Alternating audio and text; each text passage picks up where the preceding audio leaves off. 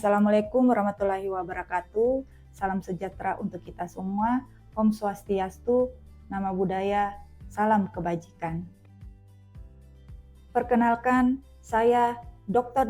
Resi Duyanti MKes SPFM, merupakan dosen pengampu pada Blok 22 Forensik dan Mediko-Legal, Program Studi Kedokteran Fakultas Kedokteran Universitas Tandulako. Pada video kali ini, saya akan mendemonstrasikan pelaksanaan pembelajaran untuk topik dokumentasi forensik, fotografi forensik, pemeriksaan luka korban hidup, dan deskripsi luka.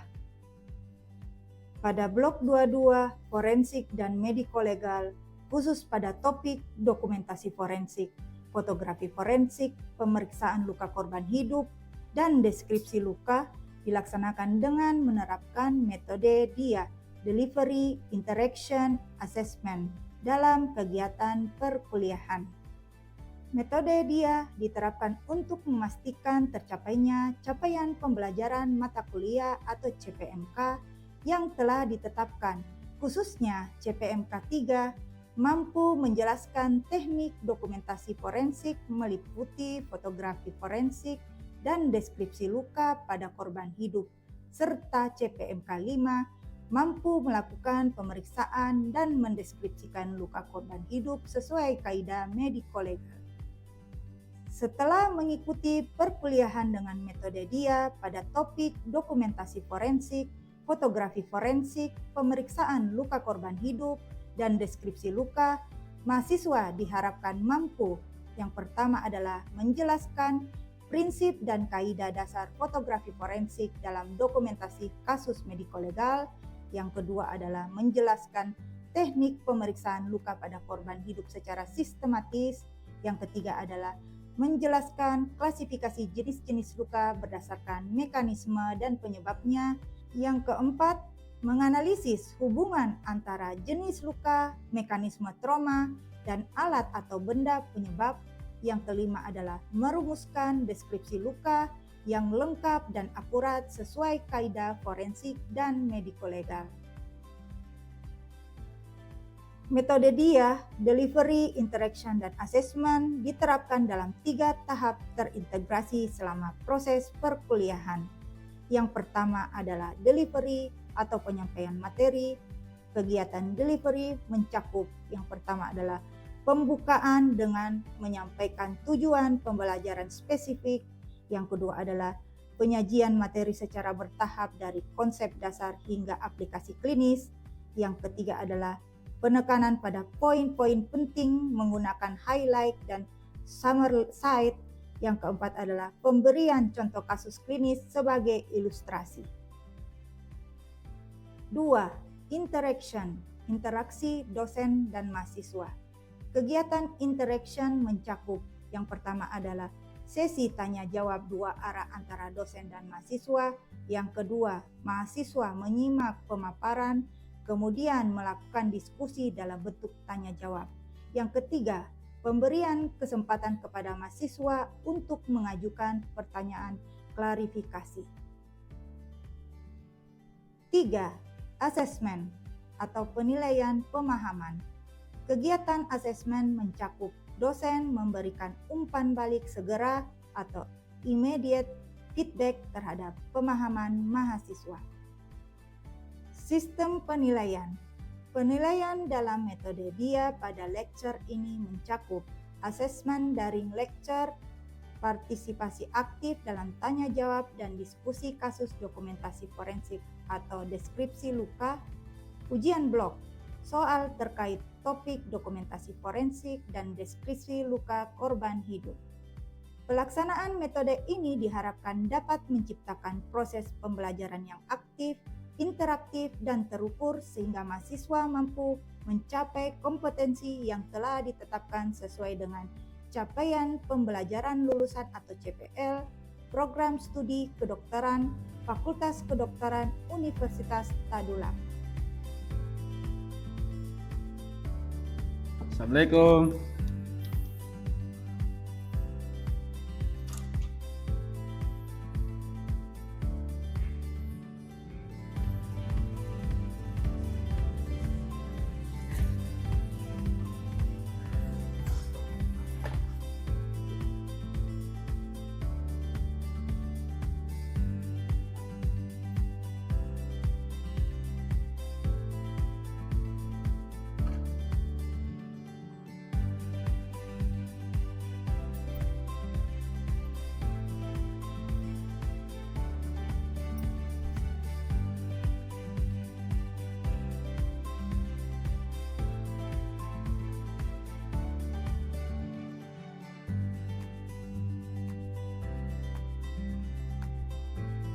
Assalamualaikum.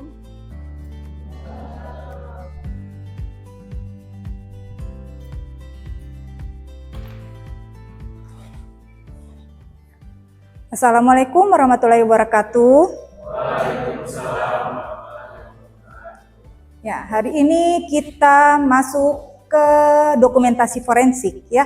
Ini merupakan blok 22 forensik dan mediko legal. Di sini kita akan mempelajari mengenai fotografi forensik, pemeriksaan luka dan deskripsi luka ya. Nah, tujuan dari pembelajaran hari ini ya, yang pertama adalah mahasiswa diharapkan mampu menjelaskan prinsip dan kaidah dasar fotografi forensik dan dokumentasi forensik. Yang kedua adalah menjelaskan klasifikasi jenis-jenis luka berdasarkan mekanisme dan penyebabnya. Ya. Yang ketiga, menganalisis hubungan antara jenis luka, mekanisme trauma, dan alat atau benda yang menyebabkan trauma. Yang terakhir adalah merumuskan deskripsi luka yang lengkap dan akurat sesuai dengan kaidah forensik dan mediko legal. Baik. Nah, di sini kita bisa lihat ya daftar beberapa kompetensi yang harus dokter kuasai ya. Di sini standar kompetensi dokter Indonesia ada terdapat 17 daftar masalah kesehatan, 13 daftar penyakit, dan 39 daftar keterampilan klinik. Nah, terdapat juga 28 dari masalah terkait profesi dokter. Ya. Untuk pemeriksaan forensik sendiri di sini terbagi atas dua ya. Pemeriksaan korban hidup dan korban mati. Yang dimaksud korban hidup adalah pasien-pasien atau korban-korban yang mengalami luka-luka. Contoh kasusnya adalah yaitu kasus kekerasan, pencabulan, ya, itu adalah korban hidup. Sedangkan untuk korban mati atau pemeriksaan korban mati yaitu pemeriksaan luar jenazah sampai dengan otopsi. Tetapi sebagai dokter umum, maka ranah kalian sampai ke pemeriksaan luar jenazah. Untuk pemeriksaan dalam atau otopsi itu hanya bisa dilakukan oleh dokter spesialis forensik. Ya. Nah, untuk pemeriksaan korban hidup, yang harus kita ketahui ada dua. Pertama adalah dokumentasi forensik dan mendeskripsikan luka. Ya.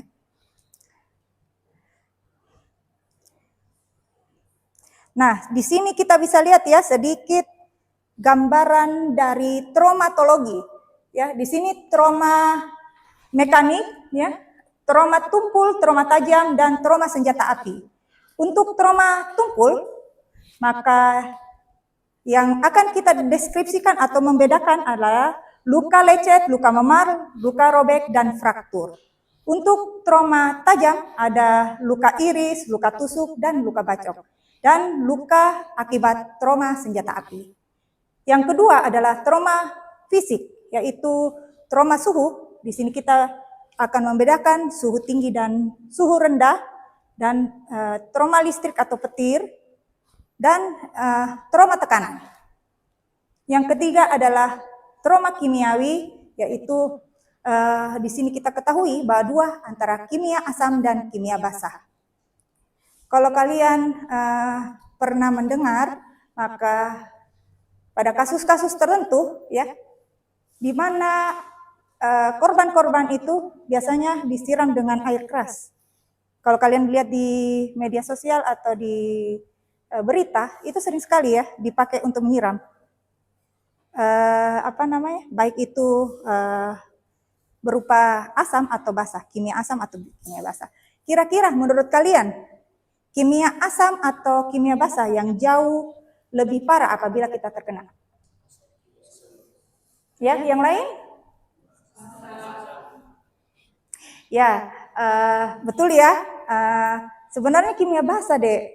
Jadi kalau kalian pernah nonton film, ya di mana itu paling sering itu nonton film apa ya? Alien ya, yang di mana itu ada cairan yang keluar yang bisa menghancurkan Tapi sebenarnya yang lebih parah adalah kimia basah ketimbang kalau orang mengenai kimia asam, ya.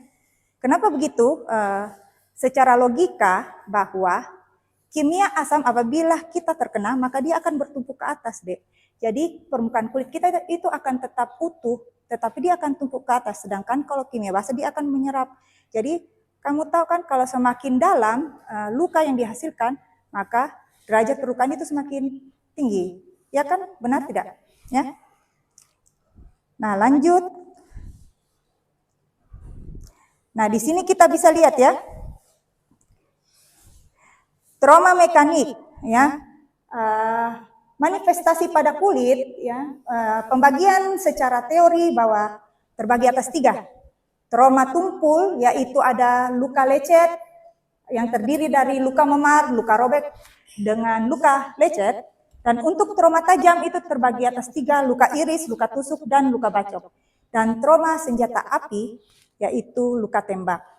Kasus di lapangan hanya terbagi atas 2, di mana ini luka tertutup dan luka terbuka.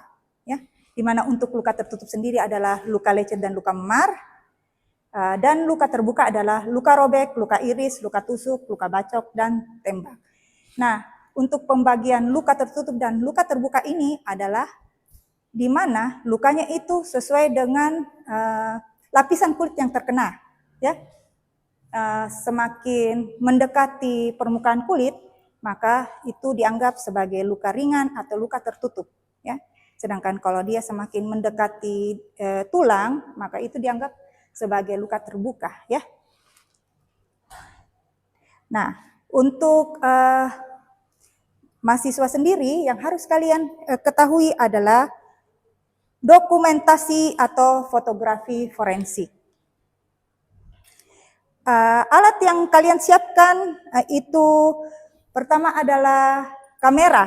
Kamera itu sekarang kalian punya ya, setiap HP kalian juga itu bisa digunakan untuk pengambilan fotografi forensik. Apalagi sudah lebih kayaknya semua HP kalian itu dari 8 megapiksel. Ya. Yang kedua ada label identitas, ada alat pengukuran, ya. Biasa kita bisa juga pakai meteran, ya. Dan handscoon untuk perlindungan kalian. Nah, syarat untuk pengambilan foto forensik sendiri, yang pertama adalah label dan skala ukur. Ya, kita lihat di sini. Label di identitas dan skala pengukuran diletakkan sebidang dengan objek. Ya, misalnya ada luka, ya, luka di tangan, maka kita menaruh skala pengukuran itu harus sebidang dengan objek. Ya, biasanya kita skala pengukuran yang dipakai adalah yang bersifat elastis. Tujuannya supaya kita mendapatkan hasil yang atau ukuran yang sesuai dengan yang sebenarnya, deh. Ya. Nah, dan biasanya kalau untuk menggunakan alat ukur, kita mengambil daerah sehat di sekitarnya untuk mengetahui daerah sehat di sekitarnya. Jadi kita tidak pas ke tepi luka, tapi daerah sehat sekitarnya tetap kita mengambilnya, ya. Tujuannya ya itu untuk identifikasi foto dan ukuran luka.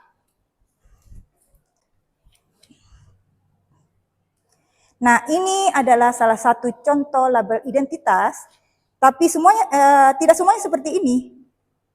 Ya, bisa dibikin sendiri sesuai dengan beberapa rumah sakit, ya. Jadi tidak semua seperti ini, deh, ya. Di mana di sini kita bisa lihat ya ada skala pengukuran yang bisa digunakan untuk mengukur luka dan ada label identitas. Identitasnya di sini mulai dari nomor, yaitu nomor surat permintaan visum, nomor registrasi kasus, identitas pasien, dokter yang melakukan pemeriksaan, hari tanggal pemeriksaan dan waktu pemeriksaan. Jadi ini bisa dijadikan untuk label identitas untuk fotografi forensik. Syarat fotografi forensik yang berikutnya adalah sudut pengambilan foto. Sudut pengambilan foto itu harus 90 derajat terhadap titik pusat objek yang akan difoto. Ya. Tujuannya untuk identifikasi objek. Jadi misalnya apabila objeknya dalam keadaan berdiri, maka kita mengambilnya 90 derajat, artinya di depannya, ya, untuk pengambilan fotonya. Kalau dia dalam keadaan berbaring, maka kita ambilnya dari atas, ya.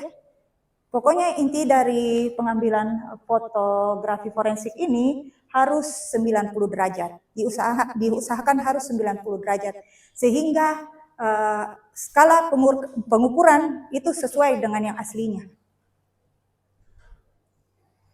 Nah, lanjut untuk syarat berikutnya adalah pencahayaan. Pencahayaan baik itu tergantung kondisi ruangan. Jadi misalnya kalau kalian mau mengambil fotografi forensik untuk keperluan forensik, maka harus terlihat jelas dari lukanya. Jadi misalnya apabila kurang pencahayaannya, kita tambah dengan menggunakan HP yang lain. Ya sekarang di HP kalian kan sudah ada apa namanya flash ya, flash atau senter. Itu yang bisa untuk menambah pencahayaannya apabila di tempat pemeriksaan itu masih kurang dengan pencahayaannya. Ya. Tujuannya itu melihat karakteristik objek dengan jelas. Ya. Jadi kalau misalnya pencahayaannya kurang, maka kita tambah. Nah, syarat berikutnya adalah skala foto.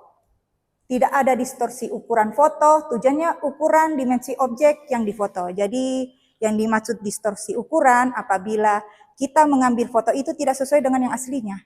Ya. Tujuan dari fotografi forensik sendiri adalah mengambil foto sesuai dengan yang aslinya. Kita tidak boleh pakai filter, apalagi sekarang ada apa namanya penggunaan filter ya, banyak sekali filter di HP kalian itu tidak boleh ya, tidak dibolehkan karena warnanya tidak sesuai dengan yang aslinya. Sedangkan kita mencari foto yang sesuai dengan warna yang aslinya, ya. Nah, untuk mahasiswa sendiri, ya, yang harus kalian ketahui adalah jenis-jenis foto forensik. Nah, di sini kita bisa lihat ya, kalian harus melakukan atau bisa melakukan 3 pengambilan foto. Pertama adalah foto whole body, foto regional, dan foto close up. Nah, untuk foto whole body ini adalah foto yang memuat dari ujung kepala hingga ujung kaki. Ya. Cakupan seluruh foto, ya, pasien dalam posisi anatomis. Ingat, foto memuat dari ujung kepala hingga ujung kaki, ya, dan posisi anatomis. Ingat, kalian itu sebagai dokter, ya. Jadi selalu mengutamakan life saving. Apabila pasiennya tidak bisa posisi anatomis, berarti kita tidak boleh memaksakan, Dek, ya. Karena kita di sini adalah dokter, ya. Apabila tangannya bermasalah, oh saya tidak bisa dok untuk menggerakkan tangan, maka kita tidak bisa memaksa untuk mengambil posisi anatomis, ya. Yang penting kalian tahu kalau posisi anatomis punggung berarti ini di daerah belakang, ya. Seperti itu. Identitas pasien, foto diambil dari depan, baik itu wajah, pasien tetap mengenakan pakaian kecuali alas kaki. Kondisi pasien, perkiraan tinggi atau panjang badan, berdiri atau berbaring, gambaran umum, kelainan atau luka. Jadi sebaiknya ya, ada yang bisa menyebutkan kesalahan dalam pengambilan foto ini? Ya, masih menggunakan alas kaki, ya. Itu bisa tidak sesuai dengan ukuran sebenarnya. Apalagi sekarang banyak sepatu yang ada haknya kan, yang bisa tidak sesuai, jadi menambah tinggi badan ya, pasien yang bukan sebenarnya. Yang kedua apalagi Dek? Ada yang komentar? Ya, posisinya tidak anatomis ya. Ya, posisinya harusnya anatomis ya. Yang ketiga apalagi?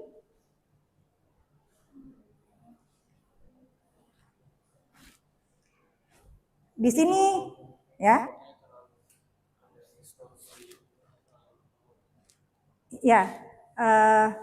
Ya, betul ya, masih ada distorsi ukuran. Sebenarnya untuk foto harus tegak lurus atau 90 derajat. Biasanya kita mengambilnya agak tinggi, ya. Itu biasanya kita tarik dari umbilikus lurus ke depan untuk mendapatkan ukuran 90 derajat atau tegak lurus. Apalagi? Ada lagi? Ada lagi, Dek? Nah, di sini masih menggunakan marker kecil.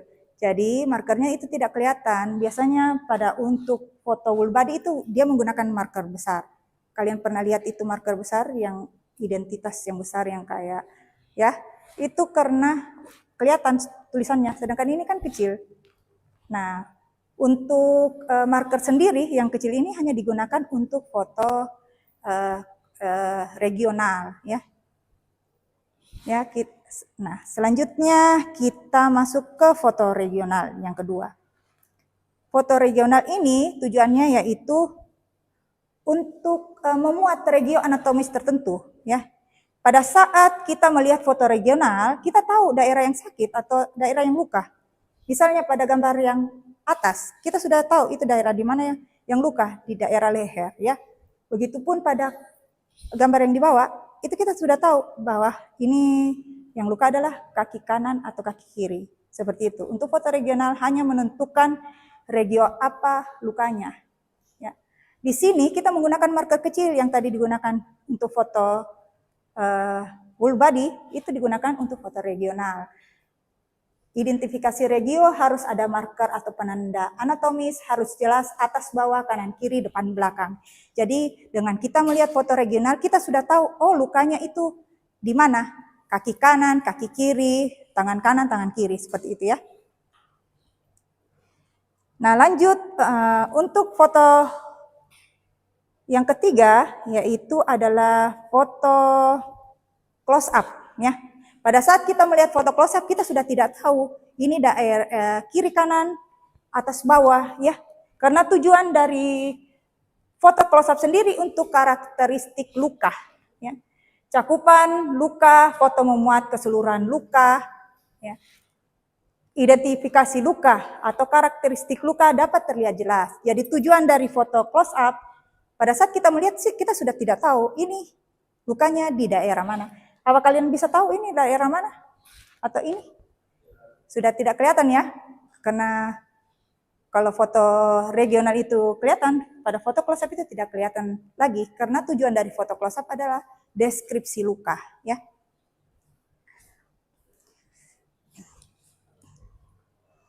Nah, ini adalah salah satu body chart ya, ini namanya body chart. Jadi biasanya membantu untuk mengetahui letak lukanya. Jadi biasanya kita arsir daerah mana yang terdapat luka. Kita bisa lihat ya pada gambar itu ada lengan ya, diarsir daerah tersebut. Gambaran luka sesuai dengan hasil pemeriksaan, arsir sesuai legenda, tuliskan ukuran luka, panjang dan lebar luka, gambarkan garis patokan apsis dan ordinat. Tuliskan koordinat luka, apsis, ordinat luka, beri keterangan jika ada. Ya. Jadi tujuan dari body chart ini untuk membantu menentukan letak lukanya. Nah, kita masuk ke deskripsi luka. Poin-poin yang perlu diperhatikan, ya di sini kita bisa lihat. Yang pertama adalah jumlah dan jenis luka. Yang kedua adalah regio anatomis. Yang ketiga koordinat luka, ukuran luka, karakteristik dan sifat luka. Nah, jumlah dan jenis luka. Jadi pada saat kita mendeskripsikan luka, kita menyebutkan 1 luka, 2 luka, atau 5 luka. Jenis lukanya, kalau dia tidak melewati dermis, berarti dia adalah luka tertutup. Ya, luka tertutup hanya 2 ya, luka lecet dan luka memar. Sedangkan untuk yang melewati dermis adalah luka terbuka. Terima kasih. Ada yang mau bertanya? Dipersilakan. Silakan deh. Baik dokter, sebelumnya perkenalkan nama saya Faizal dokter. Saya izin bertanya dokter. Jadi tadi kan sudah disebutkan berbagai macam luka seperti luka memar, luka lecet, terus ada juga luka iris dokter.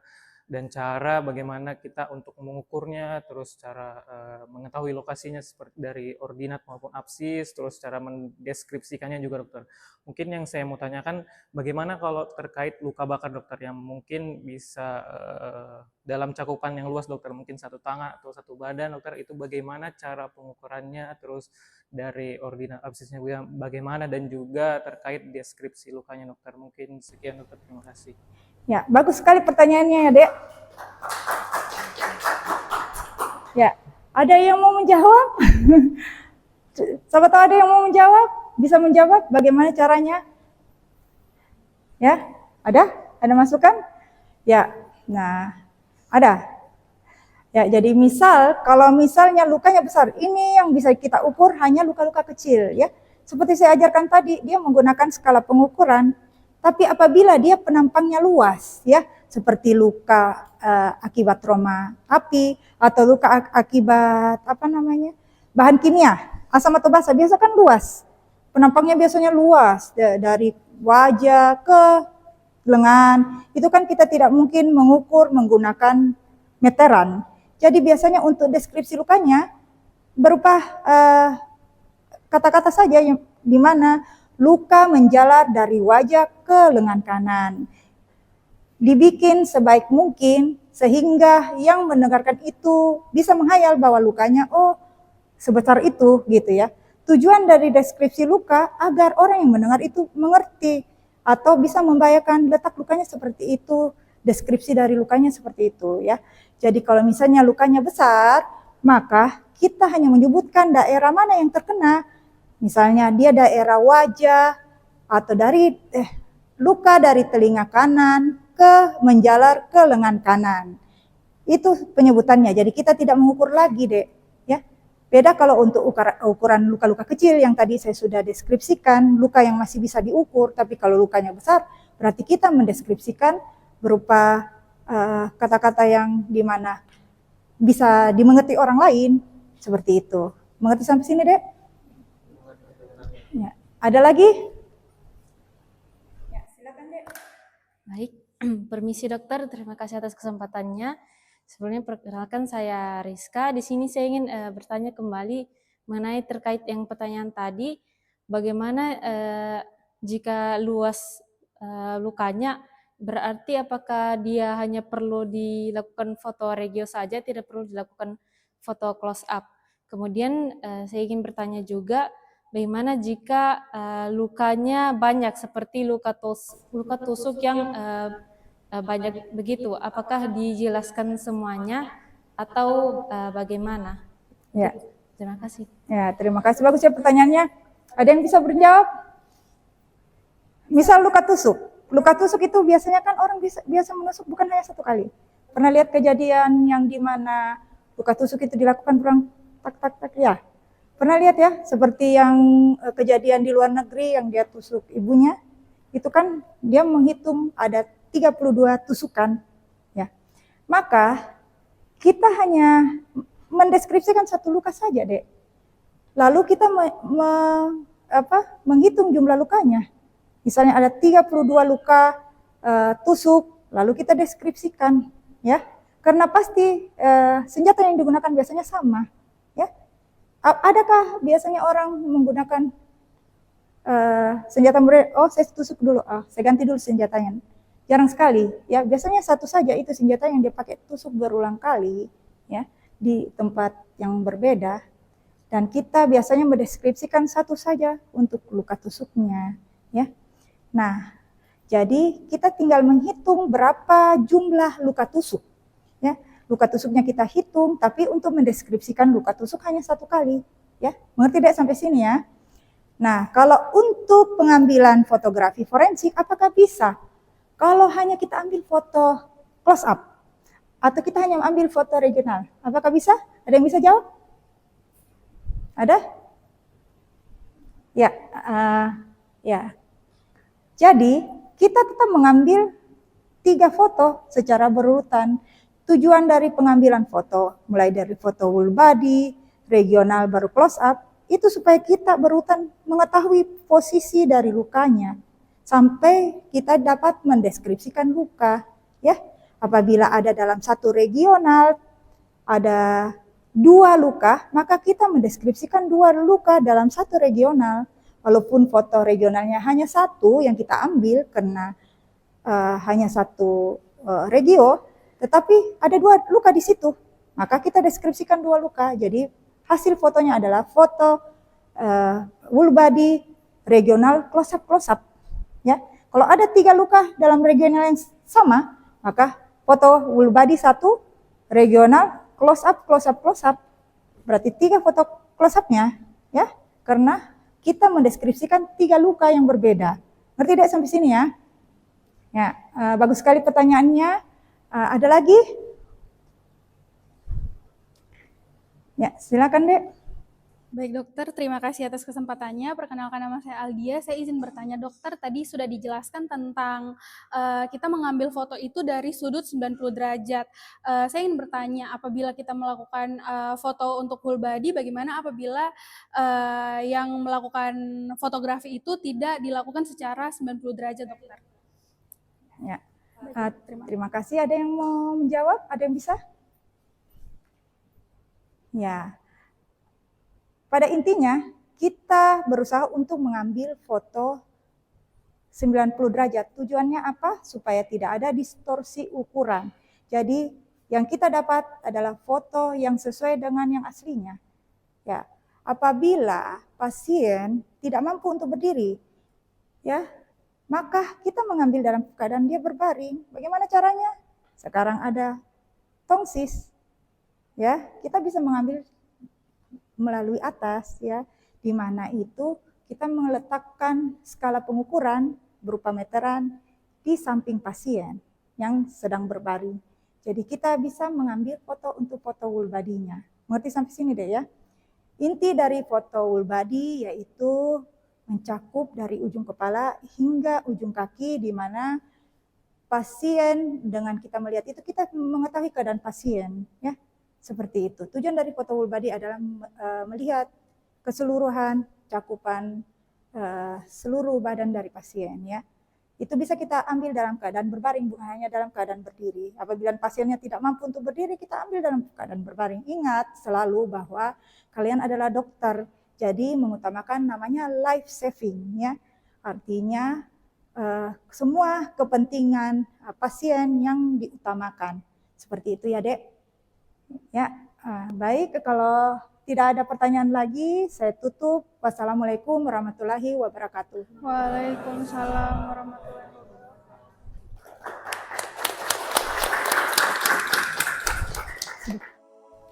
Sekian video unjuk kerja saya. Wassalamualaikum warahmatullahi wabarakatuh.